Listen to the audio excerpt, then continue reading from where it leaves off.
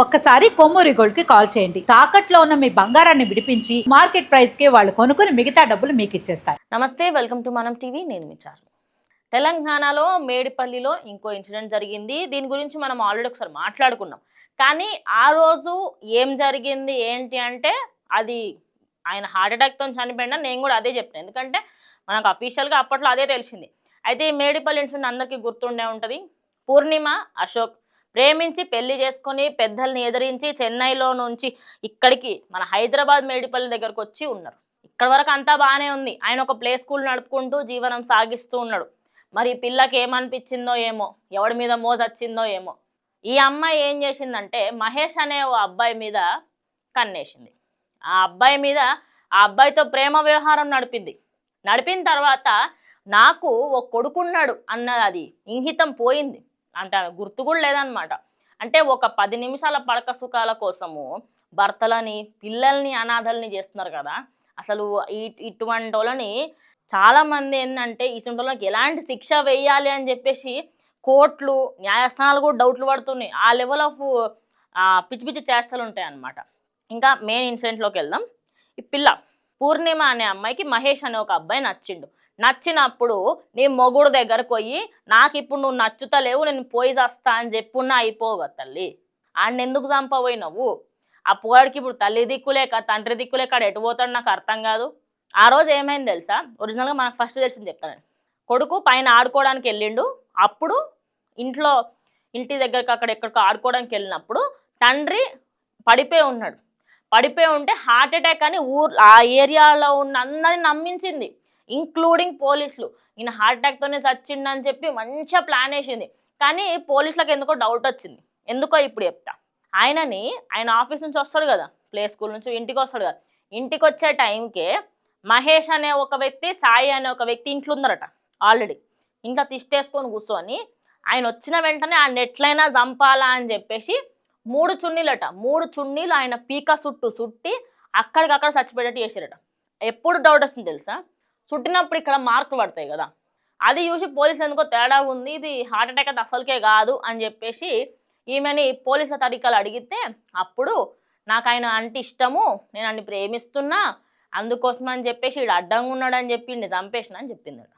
ఇది ఏం నేర్పిద్దామని సభ్య సమాజానికి మీరు గిట్లా హత్యలు చేసి మానభంగాలు చేసుకుంటా మొగుళ్ళని కొడుకులని కూతుళ్ళని చంపుకుంటా ఏం నాటకాలు ఉందా మీకు? నాకు అర్థమైతలేదు.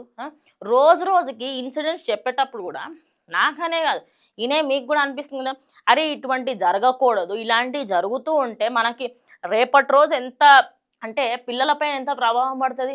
ఆ పిల్లాడికి ఇదంతా చూస్తున్నాడు, అరే మా అమ్మ ఇసుంటిదా, మా అయ్యనే మంచోడు, ఈ రేపటి రోజు ఆ పిల్లాడి పరిస్థితి ఏంది? వీళ్ళు ఎటన్నా గంగలపడను. నాకు ఆ పూర్ణిమ గురించి వద్దు, ఆ మహేష్ గురించి వద్దు, ఇలా ఎవరి గురించి వద్దు, ఆ పోవాడి పరిస్థితి ఏంది?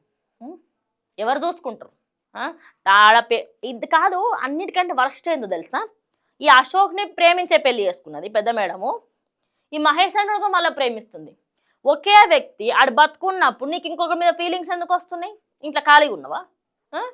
దేనికి ఫీలింగ్స్ వస్తున్నాయి? అంటే ఇప్పుడు నువ్వు చెప్పేంత పెద్దదాన్ని, అది నేను పెద్దదాన్ని చిన్నదాన్ని కాదు, లాజిక్తో అడుగుతున్నా. నీకు భర్త ఉన్నాడు, ఒక పోరడు ఉన్నాడు, ఇన్ని సంవత్సరాలు నువ్వు సావాసం చేసినావు, ఎట్లు 10 సంవత్సరాలు ఉండుంటావు కదా ఆయనతోని. మరి 10 సంవత్సరాలలో ఏం కానీ సడన్గా ఇప్పుడు ఆయన ఫీలింగ్స్ ఎందుకు వస్తున్నాయి? ఎంత ఫీలింగ్స్ వస్తే మాత్రం విడాకులు తీసుకోవాల్సింది. పోరాడు ఉన్నాడు, నువ్వు అదేమంటారు కస్టడీకి తీసుకోవాల్సింది పిల్లల్ని, లేకుంటే ఆయనకే మొత్తంకి ఇచ్చేయాల్సింది. ఇప్పుడు ఆ పోరాడు బతికెట్టు కాకుండా తండ్రిని చంపి నువ్వు నీ విచ్చలవిడిగా నీ సుఖం కోసం నువ్వు పోతివి.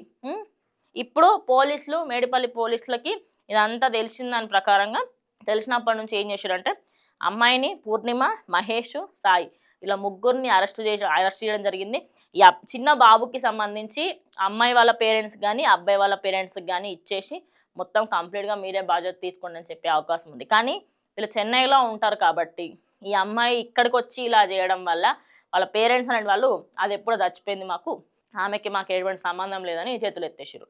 ఇలాంటి ఇన్సిడెంట్స్ రోజుకి పెరిగిపోతున్నాయి. మీకు అక్రమ సంబంధాలు పెట్టుకోవాలంటే పెట్టుకోరు, మీకు ఎవరితోనన్నా వెళ్ళిపోవాలని కూడా వెళ్ళిపోరు డైరెక్ట్, కానీ ఎవరిని సంపకూరవండి. ఓకే, మీ లైఫ్లో ఏం చేయాలనుకునేది మీ ఇష్టం, కానీ ఒక మనిషిని చంపే అర్హత, ఒక మనిషి జీవితాన్ని ఎండ్ చేసే అర్హత నీకే కదా ఎవ్వడికి లేదు. ఫస్ట్ ఆఫ్ ఆల్ చంపడం మానేయండి. ఎందుకంటే మీ వల్ల ఒక తల్లి కడుపు కోత. ఇంకోటి, నీకు పిల్లాడు ఉన్నాడు, ఆ పిల్లాడికి సంబంధించి తండ్రి లేకుండా చేసినావు. తండ్రి లేకుండా వెలుగుతే ఎంత దారుణంగా ఉంటుందో తెలుసా? బయట ప్రపంచంలో ఏం తెలియదు. ఒకళ్ళు ఎప్పుడన్నా రేపటి రోజు ఏమైనా కావాలి అంటే తండ్రి లేడు అన్న బాధ ఎంత ఘోరంగా ఉంటుందో తండ్రి లేని వాళ్ళకి అడుగు. చంపడాలు డైరెక్ట్ కత్తిలతో చంపడాలు, చున్నీలతో చంపడాలు కాదు. ఈ విషయం మొత్తం అయిన తర్వాత కూడా నిన్న సాయంత్రం దాకా నమ్మించింది గుండెపోటుతోనే చచ్చిండు అని. పోలీసులకి డౌట్ వచ్చి అప్పుడు ఇన్వెస్టిగేషన్ స్టార్ట్ చేసి మేడం గారు పొద్దున కల్లా ఇదంతా చెప్పారు. సో ప్రజెంట్ మేడిపల్లి జరిగిన ఈ ఇన్సిడెంట్ మాత్రం వైరల్గా మారింది. దీన్ని ఇన్స్పిరేషన్గా తీసుకొని ఎవరు కూడా ఇలాంటి ప్రయత్నాలు చేయకండి. ఇది అవేర్నెస్ కోసం చేస్తున్న వీడియో. మీకు తెలవాలి ఇలాంటి చండాలాలు జరుగుతున్నాయి తెలంగాణ రాష్ట్రంలో, అదేవిధంగా కొన్ని రాష్ట్రాలు జరుగుతున్నాయి అని చెప్పడానికి మాత్రమే. సో మరి ఇది చూసిన తర్వాత మీకేం మనసు ఖచ్చితంగా కామెంట్ చేయండి. ఇంకో వీడియోతో మళ్ళీ కలుస్తాం.